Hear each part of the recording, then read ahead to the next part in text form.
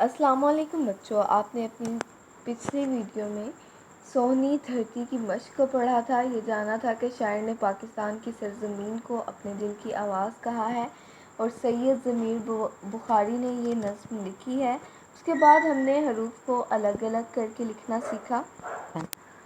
اس کے بعد ہم آواز الفاظ اور ان کو پوری نظم میں سے ہم آواز الفاظ چن کے لکھے۔ اس کے بعد الفاظ متضاد کو آپس میں ملایا، پھر واحد کی جمع بنائی، حروف تہجی کی ترتیب دی، الفاظ کو ان کے معنی سے ملایا اور واو لگا کر لفظ بنانے سیکھے۔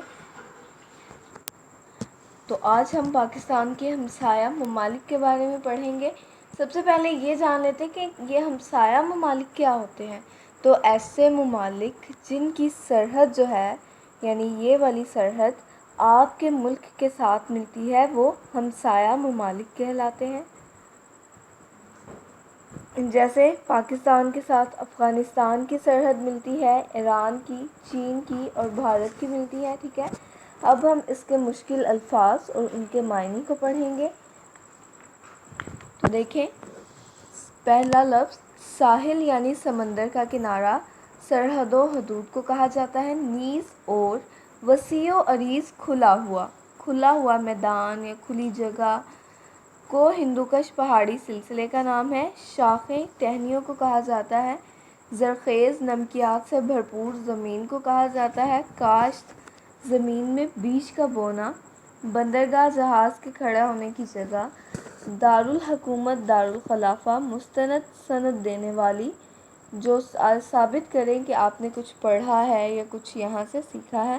بیشتر زیادہ شائع چھپنا دیرینہ بہت پرانا ہونا، بہت پرانا تعلقات کے لیے زیادہ تر یہ لفظ استعمال کیا جاتا ہے۔ سنگ بنیاد جڑ کو کہا جاتا ہے۔ ثقافت تہذیب کو کہا جاتا ہے۔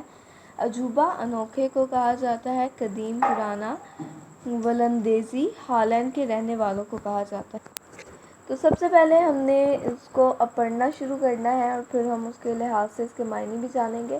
ہمارا پیارا وطن پاکستان جنوبی ایشیا، یہ خطے کا نام ہے جہاں اس نقشے میں جس جگہ پر پاکستان موجود ہے، ہمارا خطہ جنوبی ایشیا ہے۔ اور بحیرہ عرب سمندر کا نام ہے جو پاکستان کو لگتا ہے، جو کراچی کو، بلوچستان کو لگتا ہے، اس سمندر کا نام بحیرہ عرب ہے۔ تو بحیرہ عرب کے ساحل پر واقع ملک ہے پاکستان۔ یہ ایک بہت خوبصورت ملک ہے کیونکہ اس میں ہر قسم کی زمین موجود ہے۔ یہاں پر صحرا بھی ہیں، پہاڑ بھی ہیں، بہت خوبصورت پہاڑوں کے اندر موجود وادیاں بھی ہیں اور برفیلے پہاڑ بھی موجود ہیں جن پر ہر وقت برف پڑتی ہے اور بہت زیادہ ٹھنڈ ہوتی ہے۔ تو پاکستان کی یہ جو زمینی سرحدوں کی حدود ہے، جو تمام ممالک کے ساتھ ملتی ہے، ان کی کل لمبائی جو ہے 6774 کلومیٹر ہے، ٹھیک ہے۔ ملتی کس کس کے ساتھ ہے سرحد؟ چین، افغانستان، ایران اور بھارت کے ساتھ ملتی ہے۔ پاکستان جو ہے، پاکستان کے مغرب میں ایران اور افغانستان واقع ہے، ٹھیک ہے۔ اور مشرق میں اور جنوب مشرق میں بھارت واقع ہے، یعنی مشرق اور جنوب مشرق کا حصہ بھارت جیسا بہت پھیلا ہوا ملک ہے ان دونوں حصوں میں۔ اور اس کے بعد شمال میں عوامی جمہوریہ چین موجود ہے۔ پاکستان شمالی علاقہ گلگت بلتستان چین کے ساتھ ملا ہوا ہے، یعنی بلتستان جو ہے ہمارا شمالی علاقہ، وہ گلگت بلتستان کا جو علاقہ ہے وہ چین کے ساتھ جا کر ملتا ہے۔ اس کی سرحدیں جو ہیں وہ چین کے ساتھ جا کر پاکستان کو ملاتی ہیں۔ اب افغانستان کیسی جگہ ہے؟ افغانستان ایک پہاڑی علاقہ ہے۔ 2430 کلومیٹر کی سرحد جو ہے وہ پاکستان کی افغانستان کے ساتھ ملتی ہے، پہاڑی علاقہ ہے۔ پاکستان میں موجود ایک سلسلہ، پہاڑوں کا سلسلہ، جس کو ہندوکش کہا جاتا ہے، اس کی جو شاخیں ہیں وہ ہمیں افغانستان میں بھی جا کے ملتی ہیں، ٹھیک ہے۔ چونکہ زمین پاکستان کے ساتھ بھی لگتی ہے تو کافی زرخیز بھی ہے۔ اس کی وادیوں میں بھی گندم اور چاول اور پھل کاشت کیے جاتے ہیں کافی زیادہ بڑی مقدار میں۔ اور خشک میوہ جات یہاں کے جو ہیں، یعنی بادام اور اخروٹ اور اس طرح کی جو خشک میوہ جات میں چیزیں آتی ہیں، وہ پوری دنیا میں بہت مشہور ہے۔ اس کے بعد اس افغانستان کی مشہور اور سب سے لمبا دریا جو ہے وہ ہلمند ہے۔ سمندر نہ ہونے کی وجہ سے اس ملک کی جو آمد و رفت ہے، جو درآمد اور برآمد ہے، اس کا سارا انحصار ہمارے ملک پر کراچی کی بندرگاہ پر ہے، ٹھیک ہے۔ کابل افغانستان کا دارالحکومت ہے۔ یہ تو ہو گیا افغانستان کے بارے میں۔ اب ہم پڑھ لیتے ہیں ایران۔ ایران کہاں پر ہے؟ مشرقی ایشیا کا ملک ہے، یعنی ہم نے جنوبی ایشیا میں، یہ خطہ ایشیا میں موجود ہیں تمام ممالک۔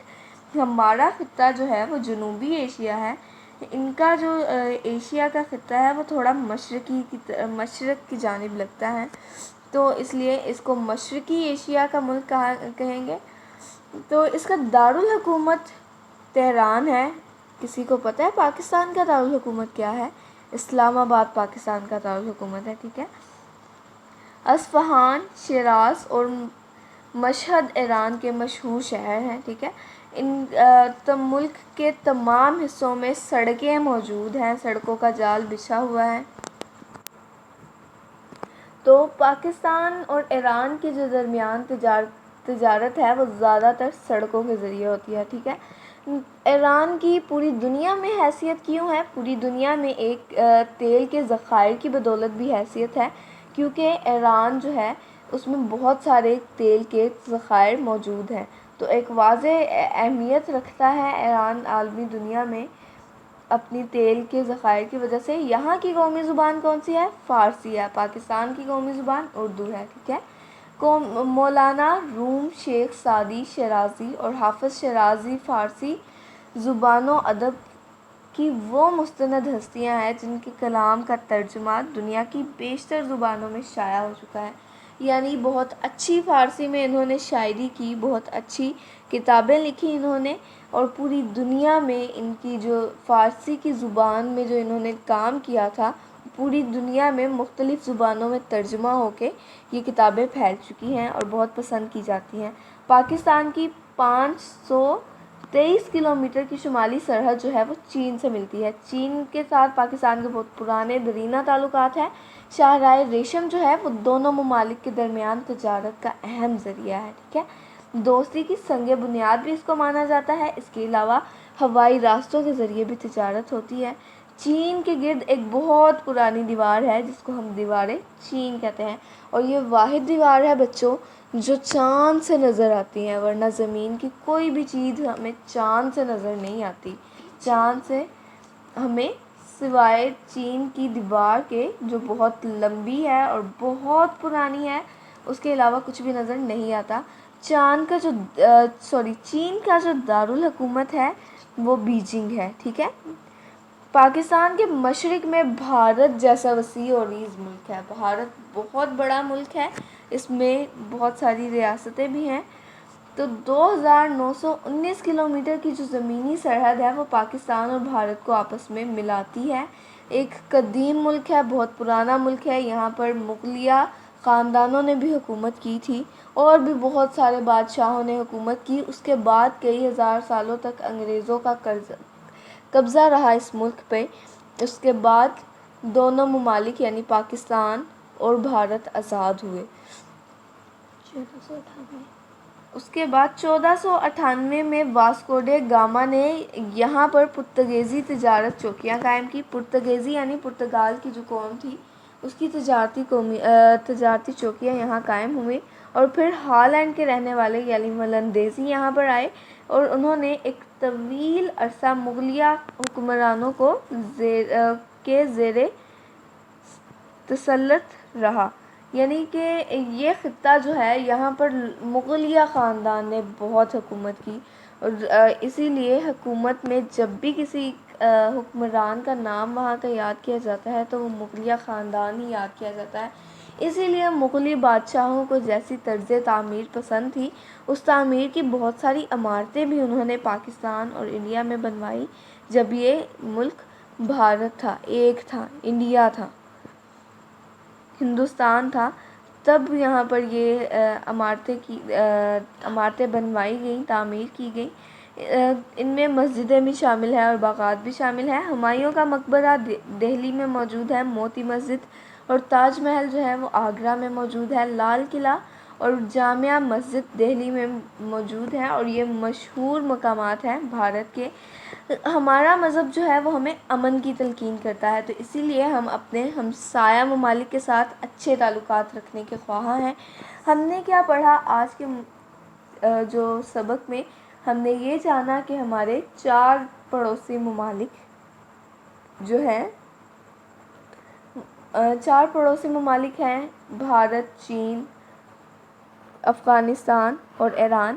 ہم نے دیکھا کہ جغرافیائی لحاظ سے یہ کیوں اہم ہے، جیسے ایران جو ہے وہ اپنے تیل کے ذخائر سے، چین اور پاکستان کے جو پرانے تعلقات ہیں ان کے درمیان تجارت بھی بہت اہمیت کی حامل ہے، تجارت بھی بہت ساری اشیاء کی ہوتی ہے، اور بھارت کے اہم مقامات کو بھی ہم نے جانا، اور یہ بھی جانا کہ بھارت اور پاکستان جب اکٹھے تھے تو یہاں پر کس کی حکومت تھی۔ آج کے لیکچر میں ہم اتنا ہی پڑھیں گے، باقی کا ہم انشاءاللہ اگلے لیکچر میں پڑھیں گے۔ اللہ حافظ۔